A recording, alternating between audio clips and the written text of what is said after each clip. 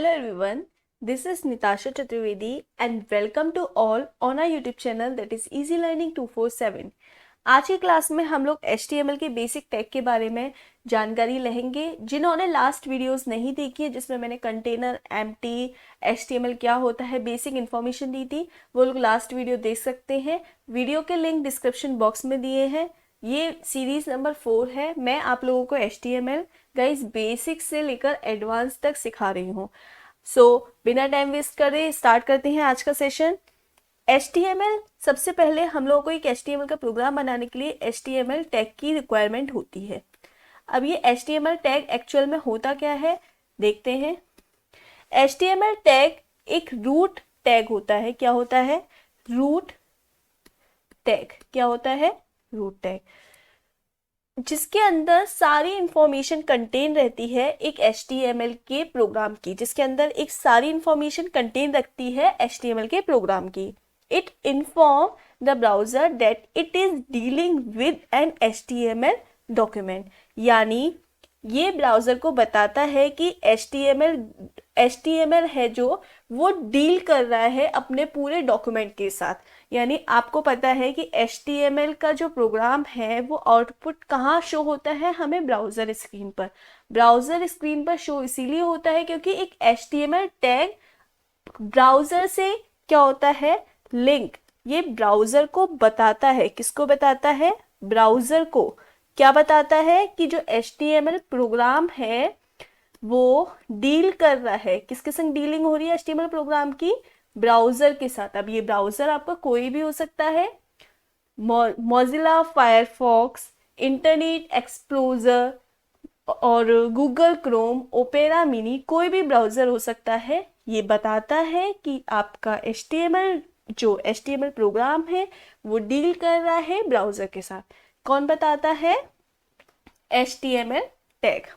HTML tag एक container type का tag है जिसमें स्टार्टिंग भी होती है और एंडिंग भी होती है। आई होप सो आपको HTML के बारे में इतनी इंफॉर्मेशन क्लियर हुई होगी। अब ये कंटेनर का मतलब क्या होता है या लास्ट वीडियो में डिस्कस कर चुके हैं।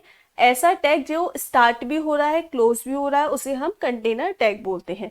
चलिए जल्दी जल्दी हम लोग आगे के टैग के बारे में डिस्कस कर लेते हैं।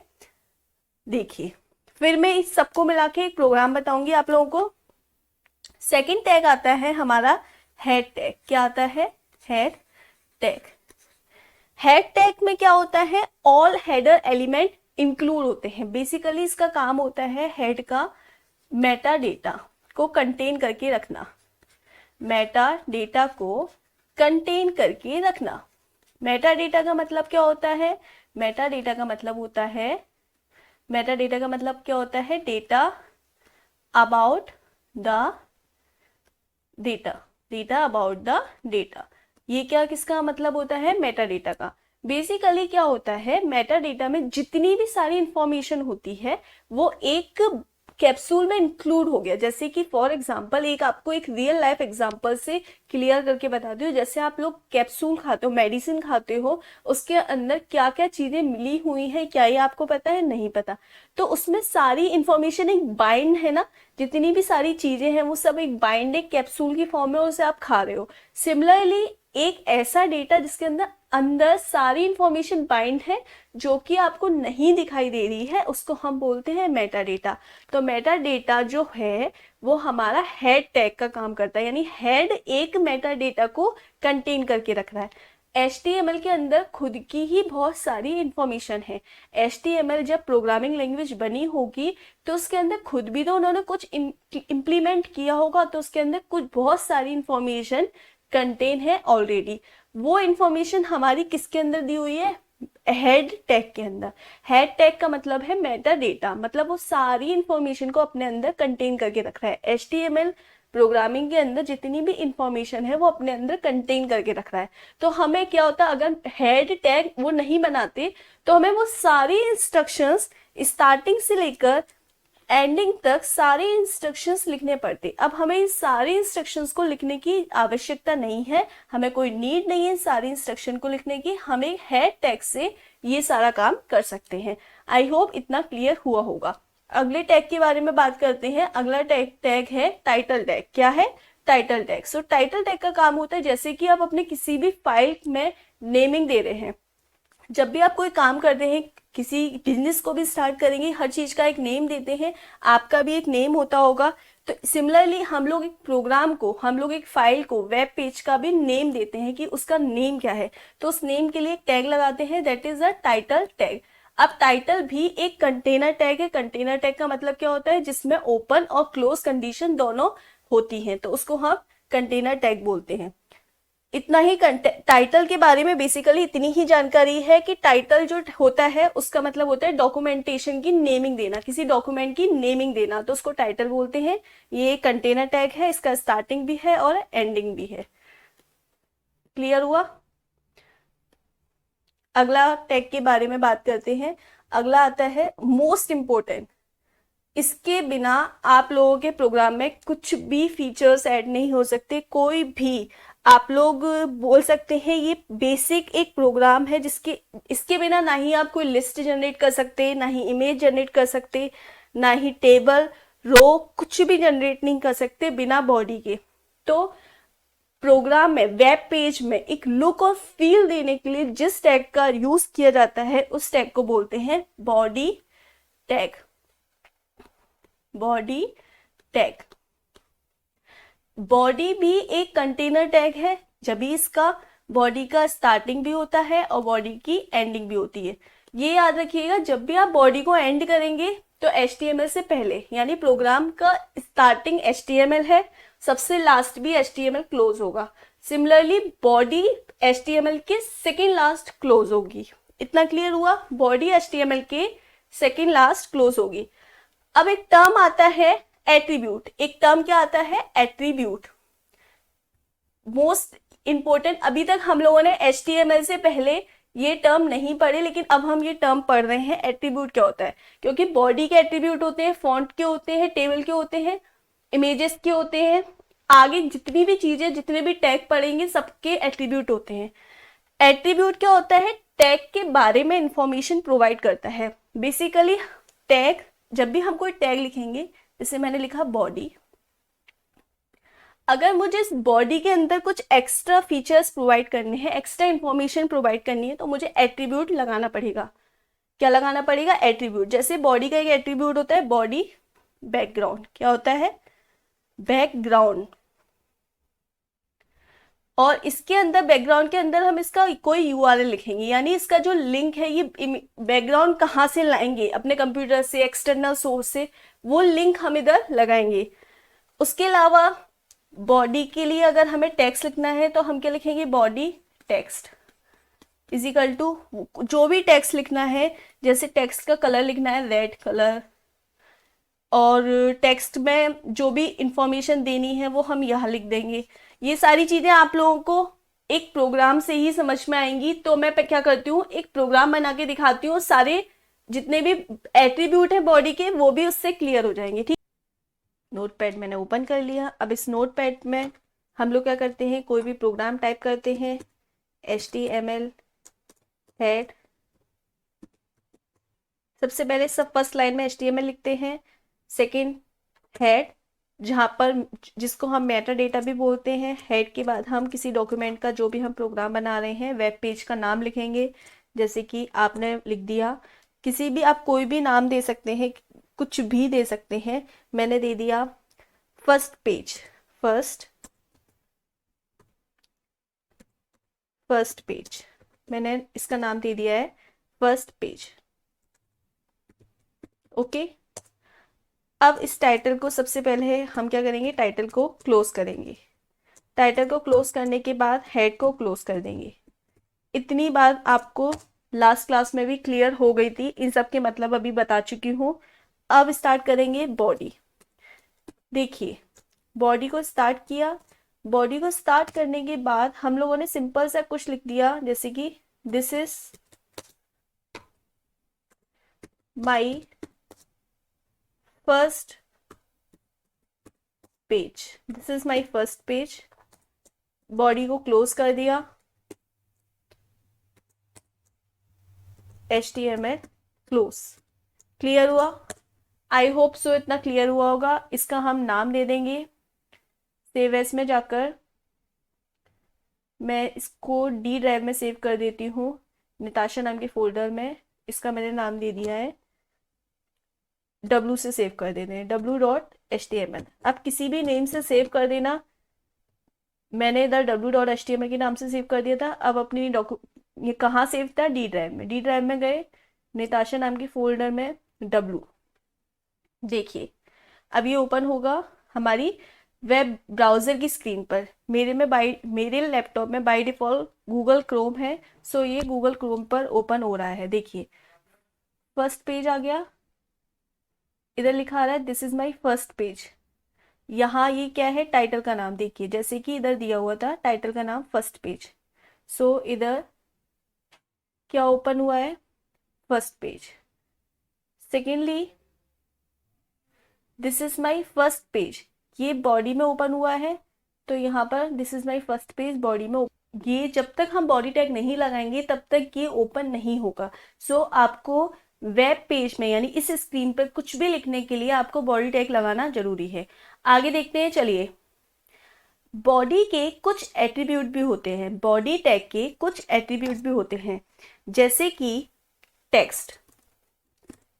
टेक्स्ट इज इक्वल टू, एक चीज देखिए, अभी तक ये आपका ब्लैक कलर का आ रहा था। बाय डिफॉल्ट जो भी टेक्स्ट लिखा है वो ब्लैक कलर का आएगा, लेकिन अगर मैं चाहती हूँ किसी कलर में लिखा है तो मैं यहाँ पर body space text is equal to double inverted comma के अंदर रेड,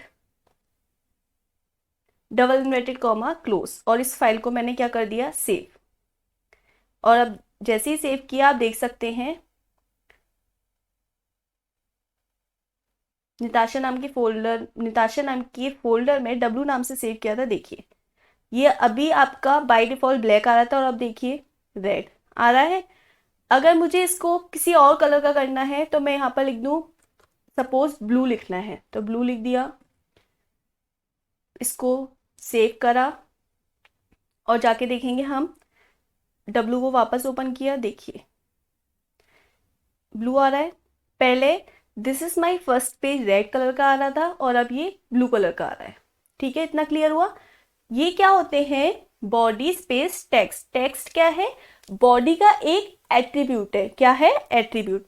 एट्रीब्यूट बॉडी के अंदर, एट्रीब्यूट बहुत सारे टाइप के होते हैं जो हमें टैग की इंफॉर्मेशन देते हैं। जैसे बॉडी का एक एट्रीब्यूट है टेक्स्ट। अगर हम लोग एक बार में एक से ज़्यादा एट्रीब्यूट एक साथ यूज कर सकते हैं। जैसे कि अगर मैं बात करूं, इसको मुझे टॉप मार्जिन करना है। Top margin in the sense, देखिए अभी टॉप मार्जिन का मतलब समझाऊंगी। टॉप मार्जिन मुझे रखना है सपोज 100। इसको मैंने सेव किया और देखिए ये टॉप मार्जिन बॉडी का एक एट्रीब्यूट होता है। एक बार में एक से ज्यादा एट्रीब्यूट यूज कर सकते हैं, जैसा कि अभी क्लियर हुआ था। देखिए टॉप मार्जिन का मतलब समझ में आया कुछ? पहले देखिए ये this is my first page, ऊपर वेब पेज के ऊपर आ रहा था, इधर इस साइड स्टार्टिंग में, और अब ये यहाँ से लेकर यहाँ तक के बीच का जो गैप है वो मैंने जितना भी दिया है, यहाँ पर मैंने 100 दिया तो 100। अगर मैं इसकी वैल्यू सपोज 190 कर दूं, 190 से आपको क्लियर नहीं होगा, 300 कर दूं, तो अब देखिए अभी 100 दिया था तो कहाँ आ रहा था, और अब देखिएगा, देखिए बाय डिफॉल्ट कैसे आता है? इतना टॉप मार्जिन, यानी टॉप से कितना मार्जिन है, कितना स्पेस है। टॉप मार्जिन का मतलब होता है कि टॉप से ब्राउजर की स्क्रीन पर कितना कितना डिस्टेंस है। टॉप से हमारा जो डॉक्यूमेंट लिखा है, जो भी कुछ आपने डॉक्यूमेंट लिखा है, कुछ इंफॉर्मेशन लिखी है, वहां से कितना स्पेस है। बाय डिफॉल्ट इतना है। जब हमने 100 दिया था तो इतना था, और अब हमने जो स्पेस दिया है, अब हमने कितनी वैल्यू दी है? 300। कितनी दी है? 300। तो कितना स्पेस है? देखिए इतना। क्लियर हुआ? अब देखिए इसके अलावा बॉडी का एक और एट्रीब्यूट होता है, दैट इज लेफ्ट मार्जिन। क्या होता है? Left margin. जो भी कुछ एट्रीब्यूट देना है, एट्रीब्यूट की वैल्यू इजिकल टू लगा के उसके अंदर डबल इन्वर्टेड कॉमा में लिखना होता है। अब जैसे इसकी मैंने वैल्यू दे दी 80, लेफ्ट मार्जिन की वैल्यू दी 80, सेव किया। अब देखिएगा, देखिए यहां से इस जगह से इसका गैप देखिए, पहले ये कॉर्नर से आ रहा था और अब ये लेफ्ट साइड से इतना गैप आ रहा है 80। अगर मुझे वैल्यू को ज्यादा इंक्रीज करना है, सपोज मैंने यहां पर 180 कर दिया, और अब देखिए 180 करते ही वैल्यू में ज्यादा गैप हो गया। देखिए पहले गैप देखिए और अब गैप देखिए। कुछ क्लियर हुआ? आई थिंक इतना आपको क्लियर हुआ होगा। इसके अलावा बॉडी का एक और एट्रीब्यूट होता है, that is BG colour. BG colour is equal to,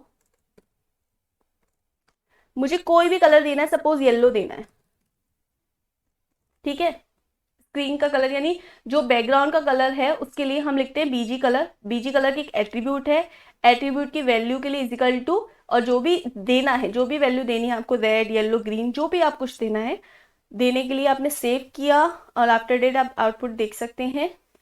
आगे येलो क्लियर हुआ? अगर आप चाहते हैं कि आपको सिर्फ और सिर्फ बीजी कलर और टेक्स्ट लिखना है, बीजी कलर और टेक्स्ट लिखना है, तो आप सिंपल बीजी कलर और टेक्स्ट लिख सकते हैं। देखिए अब आपका जो वापस से बाय डिफॉल्ट आ रहा था टॉप मार्जिन लेफ्ट मार्जिन, वही आएगा। देखिए क्लियर हुआ? बैकग्राउंड कलर की, बैकग्राउंड में आपको कुछ भी और वैल्यू देनी है, सपोज मुझे देनी है, आप कर सकते हैं कोई भी कलर जो आपको पसंद है। मैंने लिखा पिंक लिख दिया, सिंपल, ठीक है। तो देखिए पिंक, क्लियर हुआ? इतना सबको समझ में आया होगा। इनके अलावा बॉडी का एक और एट्रीब्यूट होता है। देखो बॉडी के हम एक बार में एक से ज्यादा एट्रीब्यूट यूज कर सकते हैं, अभी मैंने आपको ये क्लियर करके बता दिया। अब सब इन सबको हटा के मैं एक बहुत अच्छे से एट्रीब्यूट के बारे में आपको जानकारी देना चाहती हूँ। बॉडी का एक बहुत अच्छा एट्रीब्यूट होता है बैकग्राउंड। क्या होता है? बैकग्राउंड। बैकग्राउंड का मतलब क्या है?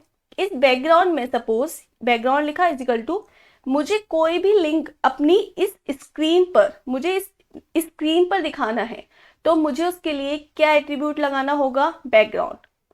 देखिए बैकग्राउंड में कोई भी एक्सटर्नल लिंक या इंटरनल लिंक हम ज्वाइन कर सकते हैं। इंटरनल लिंक और एक्सटर्नल लिंक में फर्क क्या है? एक्सटर्नल लिंक कोई भी आउटपुट सोर्स, सपोज आपको गूगल की स्क्रीन आपको चाहते हो कि आपके वेब पेज पर शो हो, तो आप एक्सटर्नल लिंक हो गया।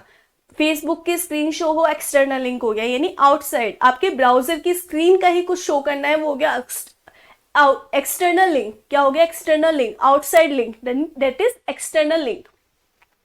और कुछ आपको अपने कंप्यूटर की इमेज, फोटोग्राफ, कुछ आपको आपके वेब पेज पर चाहिए, तो वो हो गया इंटरनल, यानी आपको अपने कंप्यूटर लैपटॉप का ही कुछ ना कुछ इमेज वगैरह आपके ब्राउजर स्क्रीन पर चाहिए, तो हो गया इंटरनल लिंक। इसके लिए करते क्या है, आप जाएंगे अपनी कोई भी इमेज पर, सपोज मैंने मेरे कंप्यूटर में इमेज नाम का फोल्डर है, ये स्माइल नाम का कुछ इमेज है, इसको लेते हैं। चलिए इसके लिए क्या किया, इस पर लेफ्ट क्लिक करेंगे, प्रॉपर्टीज पर जाएंगे। प्रॉपर्टीज पर जाने के बाद इसका जो लोकेशन आ रही है, यानी इसका हमने पाथ को कॉपी कर लिया। कॉपी करना सबको आता होगा, कॉपी करा और इसको मैंने ऐसे करके इधर लिख दिया, इमेज है। अब इसको ऐसे ही डायरेक्ट नहीं लिख सकते, इसके लिए हम कुछ और करेंगे। इस इमेज का देखिए यहां पर नाम भी है कुछ, स्माइल। क्या है? Smile, SMILE, smile. तो आप स्लैश लगा के यहां पर स्माइल लिखेंगे। देखिए SMILE, स्माइल लिखा। उसके बाद क्योंकि ये एक इमेज है, इमेज का एक्सटेंशन होता है .jpg, जैसे कि आपके HTML फाइल का एक्सटेंशन है .html, PDF का एक्सटेंशन है .pdf, ऐसे ही जो भी आपकी फोटोज होती हैं, इमेज होती हैं, उनके एक्सटेंशन होते हैं .jpg। तो .jpg, और इसको डबल इन्वर्टेड कॉमा में बंद कर दिया। जैसे कि हम सारी वैल्यूज को डबल इन्वर्टेड कॉमा में बंद कर देते, ऐसे ही हमने इस बैकग्राउंड को, ये बैकग्राउंड क्या लेंगे, हमारे कंप्यूटर में कोई इमेज सेव है वो लिया है हमने, इसको हमने सेव करा। और देखिए काफी अच्छा से कुछ आपको शो कराती हूँ अभी, just have a wait. Nitasha नाम की फोल्डर में W नाम की फाइल, देखिए happy keep on smiling show हो गया। ये हमारे कंप्यूटर में एक इमेज थी स्माइल नाम से, वो यहाँ पर शो हो गई। आप चाहें तो कोई और इमेज भी दिखा सकते हैं यहाँ पर। अभी आपको लग रहा होगा कि मैम ये तो आपने डायरेक्ट कर दिया, चलो कुछ और इमेज दिखाती हूँ मैं, कि कोई और इमेज लगा के आप अपनी खुद की भी इमेज लगा सकते हैं। सपोज मेरे कंप्यूटर में मैंने इमेज नाम पर ही गई मैं, डाउनलोड में कुछ इमेज है, इसको मैंने क्या किया, प्रॉपर्टीज पर जाकर इसका क्या आ जाता है फ्रेंड्स, इसका पाथ आ जाता है। यहाँ ये सेफ है। इस पाथ को मैंने कॉपी कर लिया, और कॉपी करने के बाद मैंने इधर इसको पेस्ट कर दिया। उसके बाद स्लैश आगे, ये इमेज किस नाम से सेव थी, डाउनलोड के नाम से, .jpg। क्लियर हुआ। अब देखिए जैसे ही आप इसको सेव करेंगे, अब आपको दिखाई देगा कुछ और इमेज, कुछ अच्छा सा और व्यू दिखाई देगा, होप सो। W नाम की फाइल को ओपन किया, मैंने सेव किया था, हाँ सेव किया। अब इसको मैंने ओपन किया, देखिए ये आपको ओपन हो गई। क्लियर हुआ। पहले आपका ये ओपन हो रही थी, फिर ये ओपन हो रही है। क्लियर हुआ। इस तरीके से आपके बहुत सारे एट्रीब्यूट्स होते हैं। अभी मैंने बॉडी एट्रीब्यूट के बारे में बात की थी, कल की क्लास में हम लोग फॉन्ट, टेबल, ये सारी चीजें पढ़ेंगे। HTML में आपकी कुछ क्लासेस में पूरी खत्म कर दूंगी। बेसिक में क्या होता है कि बेसिक, जिन लोगों को बेसिक नहीं आता है तो उसमें थोड़ा सा टाइम लगता है कि एक एक चीज मैं क्लियरली एक्सप्लेन करती रहूं, धीरे धीरे धीरे। लेकिन फिर धीरे धीरे जब आप लोगों को बेसिक इन्फॉर्मेशन पता चल जाएगी कि बेसिक क्या है, तो आप जल्दी जल्दी सीखते चले जाएंगे। तो बेसिक क्लासेस ही मोस्ट इंपॉर्टेंट होती हैं। उसके बाद में चीज़ों को एक फ्लो में लेके, जब आपका भी एक फ्लो बन जाएगा ना कि आपको समझ में आ रहा है, तो आप भी चीज़ों को जल्दी इजीली सीख पाएंगे, इजीली कैच कर पाएंगे। तो आई होप कि ये सब आपको आज की क्लास में अच्छा लगा होगा, कुछ अच्छा इंटरेस्टिंग सा सीखने को मिला होगा। इस वीडियो को अपने फ्रेंड्स के साथ, फैमिली के साथ शेयर करिए। वीडियो अच्छा लगा है तो उसके लिए लाइक करिए, ज़्यादा से ज़्यादा शेयर करिए। बस मैं आपसे यही चाहती हूँ, आप चैनल को सब्सक्राइब करिए और ऐसे ही मेरे साथ वीडियोस देखते रहिए, जुड़े रहिए हमारे अपने यूट्यूब फैमिली पर, easy learning 247। Thank you very much.